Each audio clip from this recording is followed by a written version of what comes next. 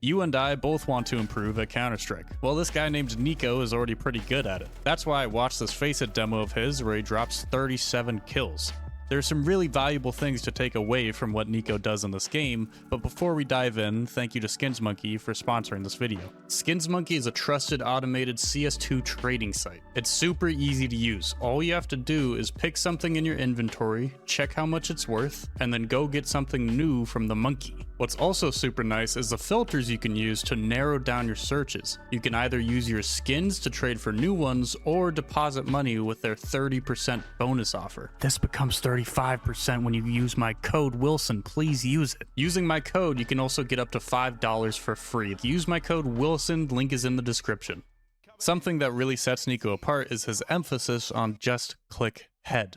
There's definitely more to his ability to win fights than that, but whenever he talks about his warm-up routine or his style, he constantly reiterates how much of his practice is focused on hitting headshots. For me, the most important thing when it comes to DM, in CSGO I used to play a lot of headshot DM only, but I still try to go for the headshots only when I play DM. It's so easy to delve deep into this game and to overlook the simple fact that the person who hits a headshot first is probably going to win the fight. Bringing this back to multi-kills. Whenever I am in an uncomfortable situation, I always try to go for one-taps because that's what kind of gets you a multi-kill. If you hit the opponent in the head as fast as possible, I think you will gain advantage of getting a chance of killing 2 or 3 guys. And that's exactly what happens in this clip here. The T's fast pace catches Niko during his rotation towards site, leaving him out in the open, an uncomfortable situation, as he puts it, when he takes contact.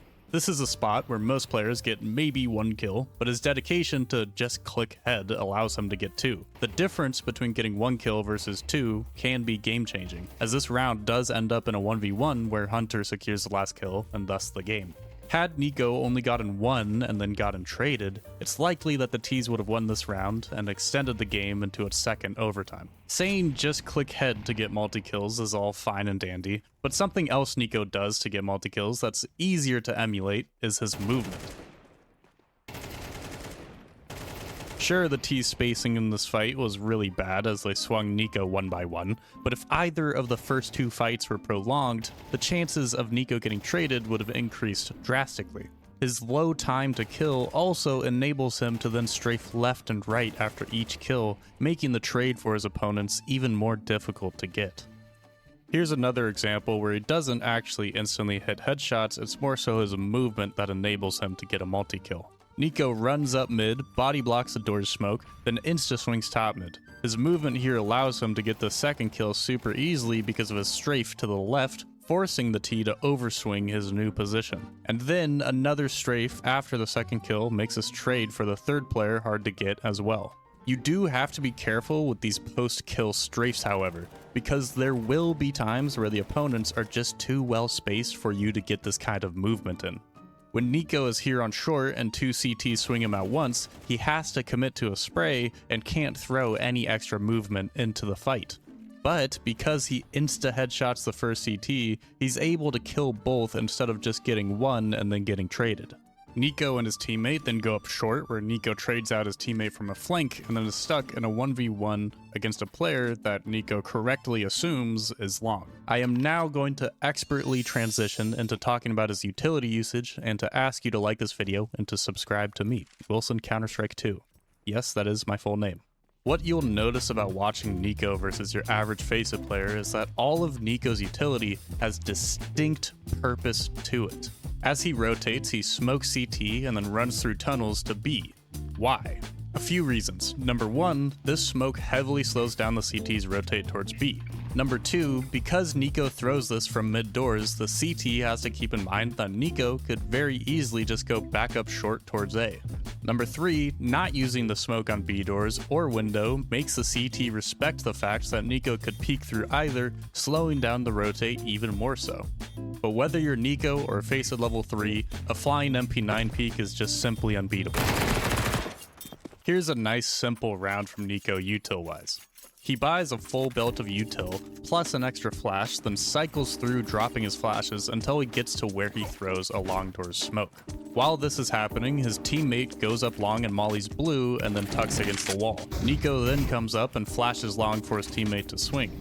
This is a super simple and effective play you can make in your own games. You allow the tees to come out long initially, but blue gets mollied, doors get smoked, and then your flash comes in to blind any tees that are forced into the open. It's not complicated, it's simple, but it's effective.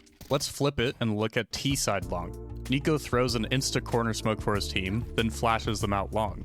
The objective best timing to throw your first flash for long is when the first player on your team enters long doors. Because no one went mid, Niko is cautious of a mid push and taps away at a dude top mid. Once Niko is out long, he mollies car and then nades the corner smoke so that if somebody is flushed out by the molly, he'll be able to catch them crossing. He whiffs the spray and is out of bullets, but instantly picks up his teammate's AK and one-taps him. This is a beautiful display of Niko's excellent crosshair placement. People talk a lot about Niko's crosshair placement, and for good reason. It is just really freaking good. There are really two levels of crosshair placement in my mind. The first being pre-aims, and the second being game sense informed crosshair placement. Pre-aiming is how most people think about crosshair placement. You clear angles one by one, pre-aiming each one. This is what Niko is doing as he clears out lower tunnels here in this clip. And this is what enables him to get this kill here in mid. Game sense informed crosshair placement is a little more nuanced. This is where you use whatever information you have at your disposal to accurately predict where your opponent is going to be. For example, when Niko hears a CT throw a mid flash from spawn, he swings with his crosshair in the middle of mid. Even though Niko just cleared it, he assumes that the CT is going to swing off of the flash, and so his crosshair being in the middle of mid is the best spot for it. Another example of this is when Niko is running up short and is trying to trade his teammate who died to someone tucked goose. Instead of swinging fully and pre-aiming the corner, he leaves his crosshair off of the angle because he expects the CT to counter swing him. Check yourself in your own games and think, am I really using every piece of information I have at my disposal to put my crosshair in the right spot? Or am I just autopiloting my crosshair placement? Now, you might be thinking that the things I've told you about this demo are obvious. Clickhead, purposeful utility, good crosshair placement, they're things you start to learn early on in Counter-Strike. But let me tell you, the secret is that these players, Niko and other pros, do these things so consistently at such a high level. The biggest difference between them and you is the gap in how excellent they are at the fundamentals of Counter-Strike. And in FACEIT games, that's all you really need to dominate.